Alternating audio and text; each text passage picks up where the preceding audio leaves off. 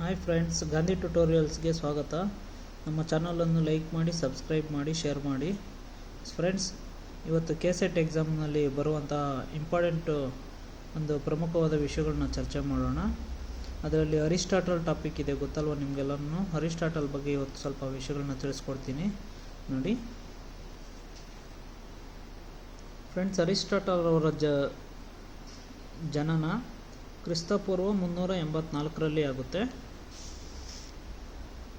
ಕ್ರಿಸ್ತಪೂರ್ವ 384ರಲ್ಲಿ ಅವರ ಜನ್ಮಸ್ಥಳ ಬಂದು ಗ್ರೀಕ್ ದೇಶದ ಮೆಸಿಡೋನಿಯಾದ ಸ್ಟಗಿರಾ ಅಂತ, ಗ್ರೀಕ್ನ ಸ್ಟಗಿರಾ ಎಂಬಲ್ಲಿ ಅವರ ಜನನ ಆಗುತ್ತೆ. ಅವರು ಸ್ಥಾಪನೆ ಮಾಡಿದ ಅಕಾಡೆಮಿ ಬಂದು ಅವರು ಕ್ರಿಸ್ತಪೂರ್ವ 355ರಲ್ಲಿ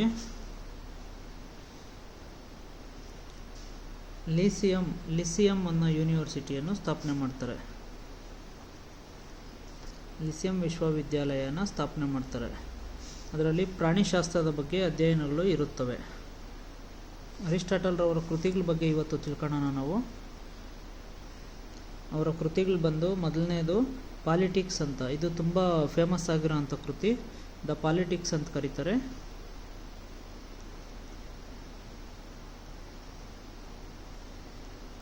ಪಾಲಿಟಿಕ್ಸ್ ಕೃತಿ ತುಂಬ ಫೇಮಸ್ ಆಗಿದೆ. ಅದರಲ್ಲಿ 8 ಭಾಗಗಳಿದ್ದಾವೆ.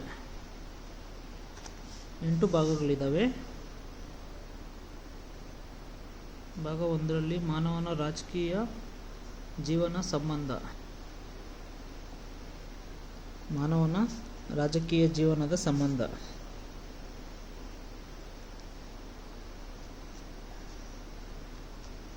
ಸಂಬಂಧಗಳ ಬಗ್ಗೆ ಮೊದಲನೇ ಭಾಗದಲ್ಲಿದೆ.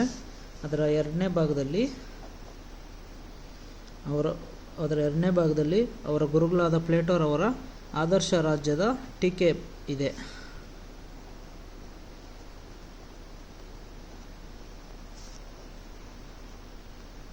ಪ್ಲೇಟೋರವರ ಆದರ್ಶ ರಾಜ್ಯದ ಟೀಕೆ ಇದೆ.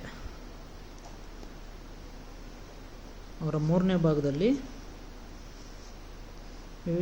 ವಿವಿಧ ದೇಶಗಳ ಸಂವಿಧಾನದ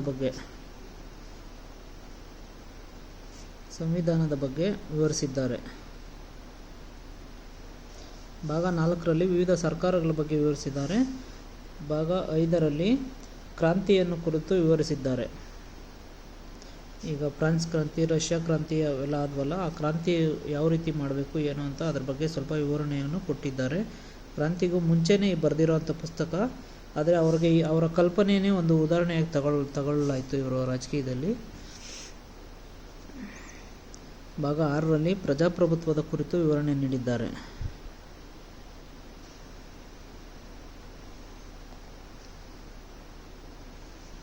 ಪ್ರಜಾಪ್ರಭುತ್ವದ ಕುರಿತು ವಿವರಣೆ. ಭಾಗ 7ರಲ್ಲಿ ಉತ್ತಮ ರಾಜ್ಯದ ಸಂಬಂಧ,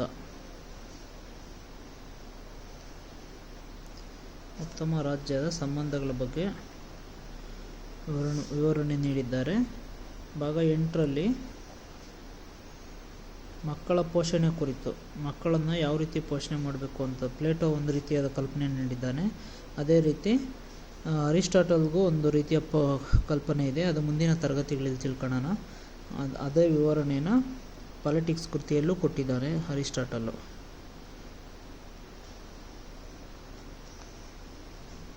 ಓಕೆ ಫ್ರೆಂಡ್ಸ್, ಅವರ ಎರಡನೇ ಕೃತಿ ಯಾವುದು ಅಂತ ನೋಡೋಣ. ಆರ್ಗನಾನ್ ಅಂತ. ಆರ್ಗನಾನು ಈ ಕೃತಿಯಲ್ಲಿ ಜ್ಞಾನದ ಬಗ್ಗೆ ವಿವರವಾಗಿ ಪ್ರಸ್ತಾಪಿಸಿದ್ದಾರೆ. ತರ್ಕ ಮತ್ತು ನಿಗಮ ವಿಧಾನಗಳನ್ನು ಬಳಸಿಕೊಂಡು ಅನುಭವದ ಜ್ಞಾನವೇ ಮೂಲವೆಂದು ವಿವರಿಸಿರ್ತಾರೆ ಅರಿಸ್ಟಾಟಲ್ ರವರು. ಈ ಕೃತಿಯಲ್ಲಿ ಪ್ಲೇಟೋ ಮತ್ತು ಅವರ ಜ್ಞಾನ ಕುರಿತು ಹೊಂದಿದ ಅಭಿಪ್ರಾಯಗಳನ್ನು ತಿರಸ್ಕರಿಸಿ ಅನುಭವಾತ್ಮಕ ವಿಧಾನಗಳ ಮೂಲಕ ಜ್ಞಾನದ ವಿಶ್ಲೇಷಣೆಯನ್ನು ನೀಡಿದ್ದಾರೆ ಅರಿಸ್ಟಾಟಲ್. ಅವರ ಮೂರನೇ ಕೃತಿ ಬಂದು ಎಥಿಕ್ಸ್ ಅಂತ.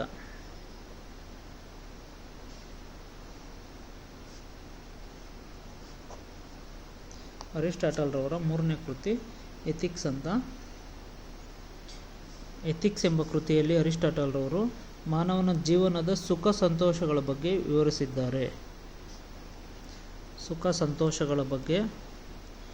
ವಿವರಿಸಿದ್ದಾರೆ. ಇವರ ಮತ್ತೊಂದು ಕೃತಿ ಅಂದರೆ ಅಥೆನ್ಸ್ ಕಾನ್ಸ್ಟಿಟ್ಯೂಷನ್ ಅಂತ